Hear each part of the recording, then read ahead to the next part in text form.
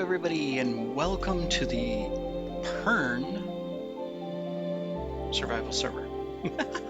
I know, amazing. Wow, we haven't been here in a while. Normally we are playing on Swan because we have an active series going on there, and I kind of put this series on hold. But Swan is down today, and I wanted to pop on really quick and be able to just showcase a few items on Pern, as well as talk about the future of Pern. So here we are in our villager city, where we are safe from mobs and we have lots of protectors everywhere. So, there's a lot that's being mapped out, built out for 1.18 and its release. And a lot of it's pretty exciting because, going to be new terrain generation. Obviously, we'll finally get the caves updates. We'll get the deep dark. We're going to get new height clear up. I don't know. It seems to be keep changing, which is a little confusing, and it's not as high as I was hoping it was going to be. I've seen 270 and 265 and 275 and things like that in just some videos I've looked at. I actually haven't looked at the web page to look at the official height. And of course, in 1.17, it's 255 or 56, kind of, if you cheat the system. And so it's like, okay, wow, we get to build 10 blocks higher, Now, of course, mountains, the difference is the mountains will generate higher, and so, it does create a different look to it. And that could be something, I'm definitely excited for, because I've seen the mountains and the generation looks awesome. And so excited to see where it will go, how it will progress, and go from there. From a perspective of Pern, what we will do for Pern and how it may or may not change really is going to depend on how smoothly the 1.17 world will port over. Now, obviously, of course, if everything's working properly and it's all set up, then we'll have the advantage that any non-generated chunk is still going to show up, or I should say develop, the updated look and terrain and all of that.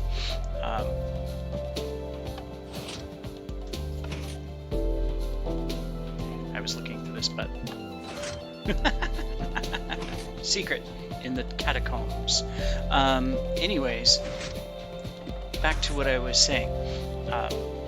There wouldn't be a problem then, because we'll update, and as a result, we're going to be able to see the difference, the different terrain and all the different things that are happening in the new world.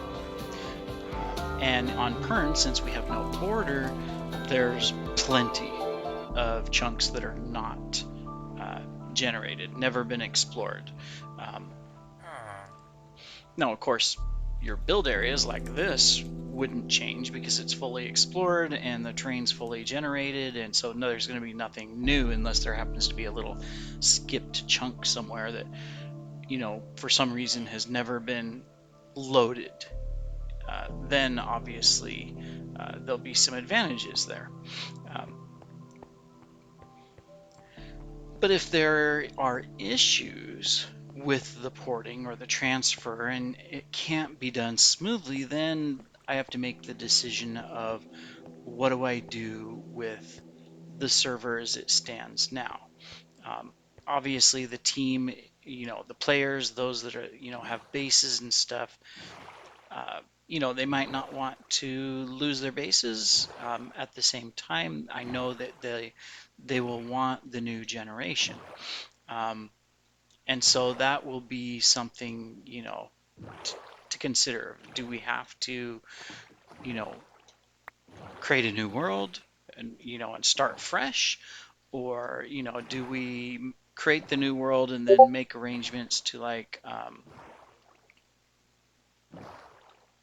take schematics of key builds that people want to port over and then paste them into the world for them? That'd be a lot of work, but you know, we could do it. Um, and go from there. And then, of course, there's, those that have donated on the server before. They have 500 by 500 claim chunk claims that they operate and build in. And so, we have to consider that as well.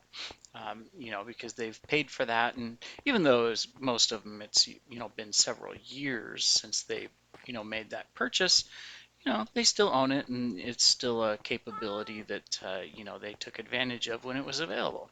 So we'll have to look at all of those things and see what can be done.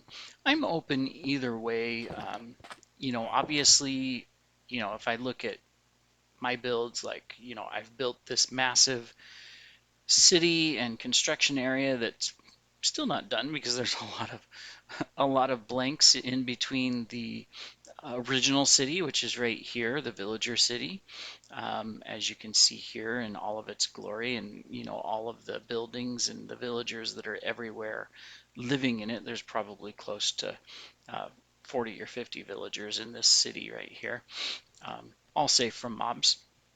But then I expanded the wall, and while I do have things built out here and there, there's a lot of stuff that's not built out yet. And absolutely, I would love to carry this over. Why is the top of that not? There it goes, loading. Um, but at the same time, if I have to start from scratch, I don't mind. Um, but that's just my preference and what I prefer. So, I want to take in consideration, of course, the players that are on the server, and, what would they prefer from that standpoint. So we'll take a look, and we'll have to decide, how 1.18 comes out. It's only a couple months away. It's amazing. Time time flies. Time goes really fast, and before you know it, 1.18 will be released. I'm expecting December, before Christmas. That seems to be consistent. When they do a release is around the 13th or so of December, and they create all that Christmas hype, and everybody then, of course, that never played before, they go get they purchase it and join in the fun, because they see all the neat things. Um, but who knows? It could come earlier. But either way, I think it's going to change a lot of stuff. For one, of course, there'll be, well, these little hills right here are awesome. That top one is only at 135. So now mountains can double that height. So we're talking way up there. Um, so, I mean, that alone will be cool. And then the deep dark, the fact that you can go down an additional 60 or so blocks, um, and all the different things that you could potentially do underground with that much space, um, on a map like this, could be quite amazing.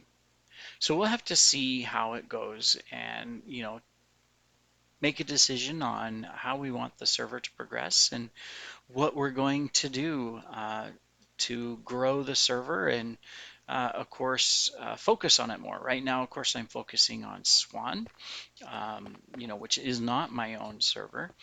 And, that choice was just because I wanted to support the reopening and, have some fun, play with some people that I hadn't played with before, within quite some time, which I did and I've enjoyed. But obviously, my main focus will be to come back here to Pern and do a lot of things and accomplish a lot of things here on Pern. And I'm excited for that. And then I'm also considering looking at what do we need to change in the way of the plugins that are used. There's not very many on this server, but there are a couple. I'll give you an example. One of them that I'm okay with it and I'm okay without it is I do have, a plugin where if you chop a tree down, it cuts the entire thing down and it replants. and that just keeps the world nice and fresh. And obviously, if you don't want the tree there, you just break the sapling and you're good to go. And it uses durability on your axe. Same thing for ore, is that you can mine ore and it's gonna vein mine it from that standpoint. It won't replace it, but it'll vein mine it. And I can turn that on and off with the plugin.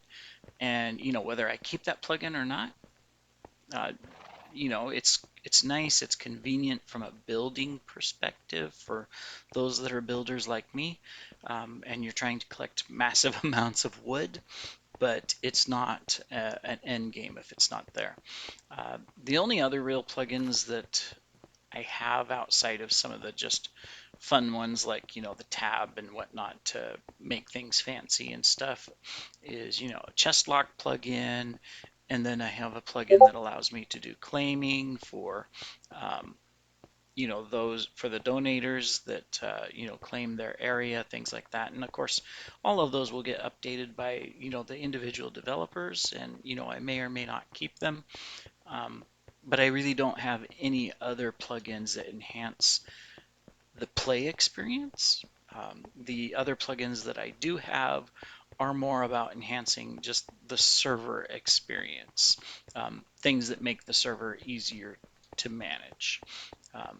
Unlike Swan, I don't have custom recipes and heads that you can get, and outside of course, heads that you would collect as in the vanilla game, such as with uh, exploding. I can't remember the name, but the lightning creepers, and getting just the regular 4 standard mob heads. Um, so I don't have anything like that to worry about, and that makes it simple. Of course, I could add those things, but I like to keep the server as close as possible to the vanilla experience. Um, So I guess that's the updates I wanted to share for today, as I'm just kind of running around and looking at all my unfinished work, such as this highway that goes back to Spawn. But we shall see where it goes. And of course, as soon as Swan is back up and the technical issues are fixed, I will be back on Swan and we will continue our build. We've made a lot of progress that I get to show you in our large build area, our temple, cathedral, whatever you want to call it. And we'll showcase that. But thank you for joining me today, and you all have a great day.